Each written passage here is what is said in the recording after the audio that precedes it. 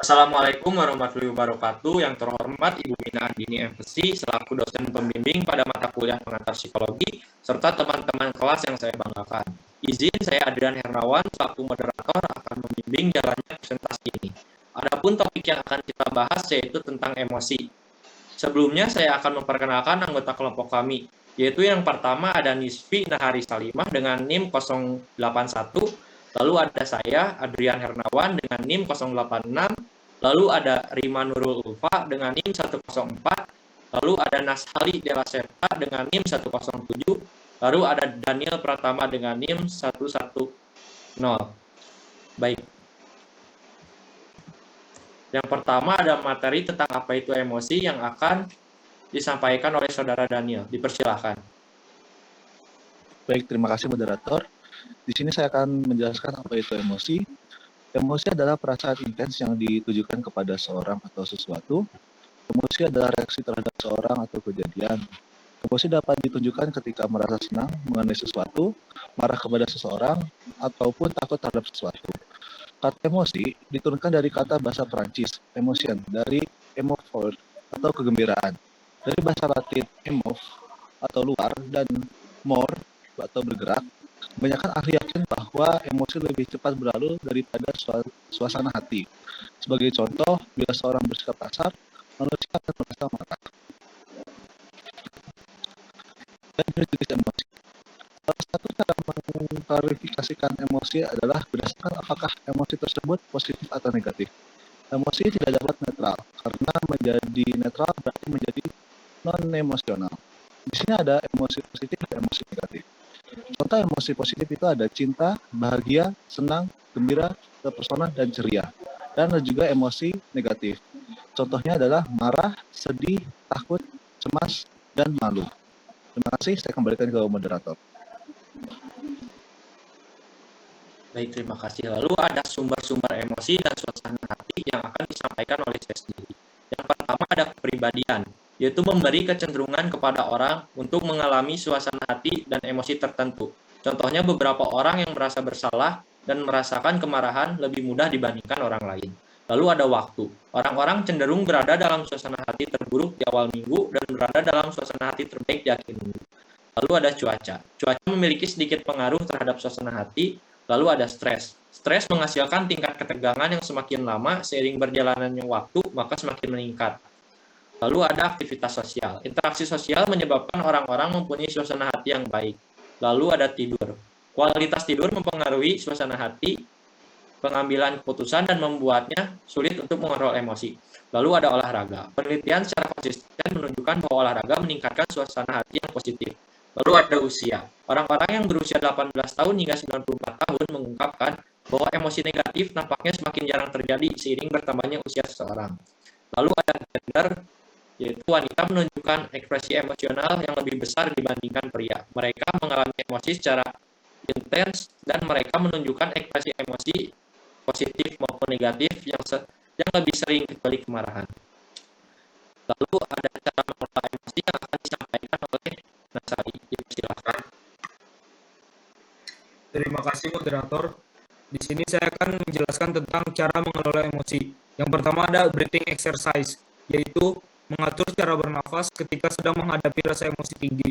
Kedua, kataris, yaitu mengeluarkan emosi negatif dengan cara berteriak sambil tetap mengingat masalah dan memperhatikan tempat.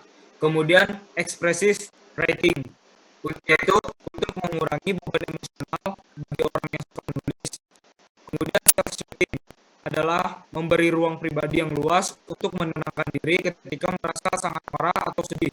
Kemudian musik meditation, yaitu mendengarkan musik yang kita sukai atau murotal Al-Quran membuat perasaan lebih rileks. Kemudian self-talk, yaitu meredakan ketegangan emosional dalam diri kita ketika sedang emosi. Kemudian reminiscence therapy, yaitu mengingat hal-hal baik yang kita lalui bersama seseorang atau hal yang membuat kita emosional, bisa menenangkan. Kemudian simple self-care, yaitu kegiatan seperti mandi, memasak, dan pijat untuk membantu pengelolaan emosi. Kemudian ada fungsi emosi, yaitu memotivasi mengambil tindakan. Adalah wajar jika seorang merasa tegang saat menghadapi ujian atau wawancara kerja. Respons emosional ini membuat seseorang mengambil tindakan untuk belajar atau berlatih lebih giat. Yang kedua, membantu menghindari bahaya, yaitu aspek yang membuat makhluk hidup bisa menghindari bahaya adalah intuisi yang dirasakannya. Contoh, ketika marah, seseorang akan mencari apa sumber kemarahan. Pun saat merasa takut, individu berusaha keras untuk menyingkirkan ancaman. Kemudian memudahkan dipahami oleh orang lain, yaitu merasakan naluri tertentu akan membuat seseorang menunjukkan bahasa tubuh tertentu seperti ekspresi wajah, sorot mata, dan lainnya. Kemudian membantu memahami orang lain. Komunikasi sosial ini adalah bagian penting dari interaksi sosial sehari-hari. Ketika seseorang bisa merespon perasaan orang lain dengan tepat, maka koneksi yang terjalin bisa lebih baik. Selanjutnya saya serahkan lagi kepada moderator. Baik, terima kasih. Lalu materi selanjutnya akan disampaikan oleh Siswi. Silakan. Selanjutnya adalah tentang tema tentang konsep emosi dengan judul Kelola Emosi di Masa Pandemi. Hal ini karena momentum yang berhadapan dengan pandemi COVID-19, banyak masyarakat yang keadaan emosinya kurang stabil, sehingga diharapkan lewat poster ini masyarakat mengetahui dan mengerti tentang apa itu emosi, fungsi emosi, jenis dari emosi, sumber munculnya emosi, serta tahu bagaimana cara mengelola emosi. Di dalam poster ini diberikan ilustrasi bagaimana keadaan tubuh saat suatu emosi ditampilkan. Beberapa ilustrasi dari karakter film Inside Out yang mengisahkan tentang sudut pandang anak dengan 5 emosi yang ada di pikiran digambarkan oleh karakter Joy bahagia, sadness, sedih, anger, marah, fear, takut, serta disgust, jijik. Warna pada poster ini didominasi oleh warna biru tua, hijau toska, dan kuning yang melambangkan ketegasan, keceriaan, serta suasana rileks. Dengan menggabungkan kata umum dan kata yang berbau psikologi, masyarakat diharapkan bisa mendapat pengetahuan yang baru. Next. Tujuan dan ciri poster yang baik itu yang pertama ada tujuan, yaitu untuk mengajak orang atau membujuk audiens agar bisa lebih mengetahui tentang apa itu emosi, jenis emosi, fungsi, dan cara untuk mengelola emosi dengan baik di masa pandemi ini. Kemudian ciri-cirinya dari poster yang kami buat yaitu menarik perhatian, bahasanya padat, singkat, jelas, dan komunikatif, dilengkapi gambar atau ilustrasi, serta yang keempat adanya unsur warna yang mencolok. Terima kasih, saya kembalikan kepada moderator. Baik, terima kasih. Lalu selanjutnya ada hasil wawancara yang akan disampaikan oleh Rima. Rima, dipersilahkan. Baik, terima kasih moderator. Jadi di sini saya akan membacakan hasil wawancara saya terhadap 2 orang narasumber. Yang pertama dari Tripatria Yuda. Tanggapan mengenai poster ini dari narasumber 1, poster ini cukup menarik karena di dalam poster ini terdapat penjelasan yang mudah dipahami serta penjelasan yang cukup lengkap. Selanjutnya, mengenai saran untuk poster ini adalah agar mengurangi gambar yang kurang sesuai dengan tema, contohnya gambar yang menyerupai virus yang terletak di bagian atas poster karena menurut narasumber gambar tersebut kurang sesuai dengan tema dari poster yang telah kami buat.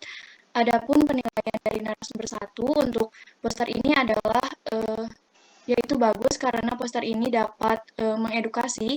Dengan poster ini narasumber menjadi tahu bahwa jenis emosi itu bukan hanya tentang marah, akan tetapi bahagia, ceria, cinta, senang, dan ceria pun termasuk dalam jenis emosi. Lalu boleh di next? Lalu selanjutnya ada tanggapan dari narasumber 2, yaitu Puja Regina.